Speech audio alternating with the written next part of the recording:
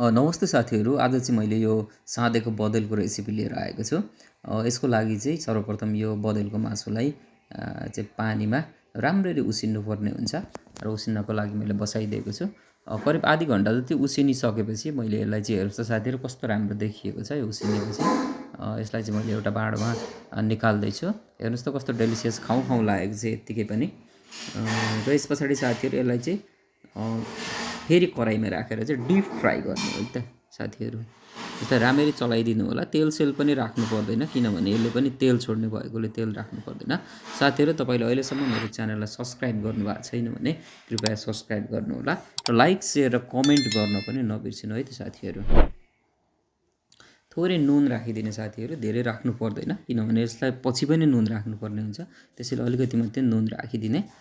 हेर्नु त साथीहरू, लगभग यो चाहिँ फ्राई भइसकेको छ, एकदमै डिप फ्राई भएको छ। हेर्दाखेरि पनि राम्रो डेलिसियस देखिएको छ। र यसलाई तपाईँले फ्राई नगरेर चाहिँ आगोमा सेक्नु भएर चाहिँ साध्नु भयो भने पनि मिठो हुन्छ होइन। मैले चाहिँ सजिलोको लागि आज फ्राई गरिदिएको छु। हेर्नुहोस् त कति राम्रो देखिएको छ। हेर्दै खाउँ खाउँ लाग्नु भएको छ है त साथीहरू। तपाईँहरू पनि बदेल भेट्नुभयो भने यसरी नै स्न्याक्स बनाउन सक्नुहुन्छ। र मैले साध्नको लागि एउटा भाँडो राखेको छु साथीहरू। यसमा यो अकबरे खोर्सानी, 2टा जति अकबरे खोर्सानी मैले राखिदिएको छु। यो पिरै मिठो हुन्छ साथीहरू अलिक, त्यही भएर। र यसपछि साथीहरू मैले टिमुरको धुलो, भुटेर पिसेको टिमुरको धुलो पनि राखिदिएको छु। नछुटाउनु होला साथीहरू यो साध्ने बेलामा। थोरै आधा चम्चा जति फेरि नुन एड गरिदिएको छु। अदुवा लसुन पनि आधा चम्चा जति अदुवा लसुनको पेस्ट राखिदिएको छु।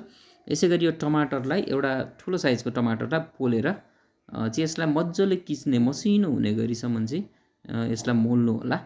र मोलिसकेपछि अघि चाहिँ तारेर राखेको मासु छ, यो मासुलाई चाहिँ यसमा एड गरिदिने है त साथीहरू। र यसपछि थोरै प्याज राखिदिएको छु साथीहरू। 2टा जति ग्रिन चिल्लीलाई चप गरेर राखिदिएको छु।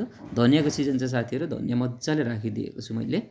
र यसै गरी भुटेको जिरा र धनियाँको पेस्टलाई पनि एड गरिदिएको छु। र यसै गरी बेसार पनि एड गरिदिएको छु साथीहरू, आधा टेबल स्पुन जति। र यसमा चाहिँ फाइनली साथीहरू यो तेल, झानेको तेल, मेथीले यसलाई माथिबाट झानिदिनु होला। र यसो गर्नुभयो भने त्यो मसलाहरू पनि, काँचो मसलाहरू पनि पाक्न हेल्प गर्छ। र यसलाई चाहिँ राम्ररी मिक्स गर्ने साथीहरू, एकदमै मजाले मिक्स गर्नुपर्ने हुन्छ साथीहरू। यसलाई हातले नै मिक्स गर्दा अझै राम्रो हुन्छ। सफा हातले यसलाई मजाले मिक्स गर्नु होला। कागती राख्न छुटेछ साथीहरू, मैले कागती पनि एड गरिदिएको छु। कागती राख्न चाहिँ नडराउनु होला। यो अलिक अमिलो अमिलो पिरो नै मिठो हुने भएकोले कागती पनि मजाले राख्नु होला। र लगभग साथीहरू यो रेडी भइसकेको छ। हेर्नुहोस् त कस्तो राम्रो देखिएको छ। साथीहरू, मलाई अर्को भिडियोसम्मको लागि बिदा दिनुहोस्। नमस्ते, जय नेपाल।